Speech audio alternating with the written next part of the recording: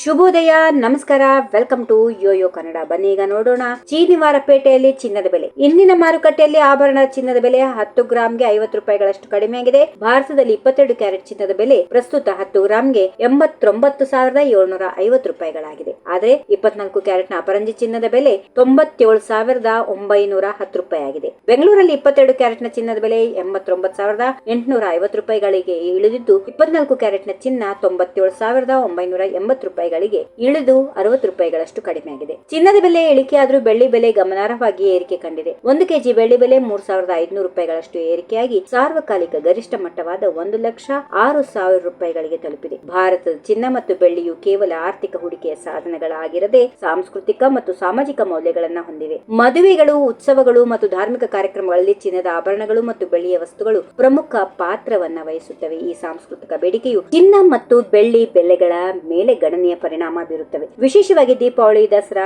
ಅಕ್ಷಯ ತೃತೀಯದಂತಹ ಉತ್ಸವಗಳ ಸಂದರ್ಭದಲ್ಲಿ ಹೆಚ್ಚುವರಿಯಾಗಿ ಚಿನ್ನ ಮತ್ತು ಬೆಳ್ಳಿ ಬೆಲೆಗಳು ಏರಿಳಿತಗಳು ಕಂಡು ಬರುತ್ತವೆ. ದೇಶದ ಆಮದು ರಫ್ತು ಸಮತೋಲನದ ಮೇಲೆ ಪರಿಣಾಮ ಬೀರುತ್ತವೆ. ಭಾರತವು ಚಿನ್ನದ ಆಮದುದಾರ ರಾಷ್ಟ್ರವಾಗಿರುವುದರಿಂದ ಬೆಲೆಯ ಏರಿಳಿತಗಳು ವಿದೇಶಿ ವಿನಿಮಯ ಮೀಸಲು ಮತ್ತು ರೂಪಾಯಿ ಮೌಲ್ಯದ ಮೇಲೆ ಪರಿಣಾಮ ಬೀರುತ್ತವೆ. ಚಿನ್ನದ ಬೆಲೆಯ ಇಳಿಕೆಯು ತಾತ್ಕಾಲಿಕವಾಗಿರಬಹುದು, ಏಕೆಂದರೆ ಜಾಗತಿಕ ಆರ್ಥಿಕ ಅನಿಶ್ಚಿತತೆಯ ಸಂದರ್ಭದಲ್ಲಿ ಚಿನ್ನವು ಸಾಮಾನ್ಯವಾಗಿ ಹೆಚ್ಚು ಬೇಡಿಕೆಯನ್ನು ಕಾಣುತ್ತದೆ. ಒಂದು ವೇಳೆ ಜಾಗತಿಕ ಮಾರುಕಟ್ಟೆಯಲ್ಲಿ ಷೇರು ಮಾರುಕಟ್ಟೆಯು ದುರ್ಬಲಗೊಂಡ್ರೆ ಅಥವಾ ಭೌಗೋಳಿಕ ರಾಜಕೀಯ ಒತ್ತಡಗಳು ಹೆಚ್ಚಾದರೆ ಚಿನ್ನದ ಬೆಲೆ ಮತ್ತೆ ಏರಿಕೆಯಾಗುವ ಸಾಧ್ಯತೆಗಳು ಇವೆ.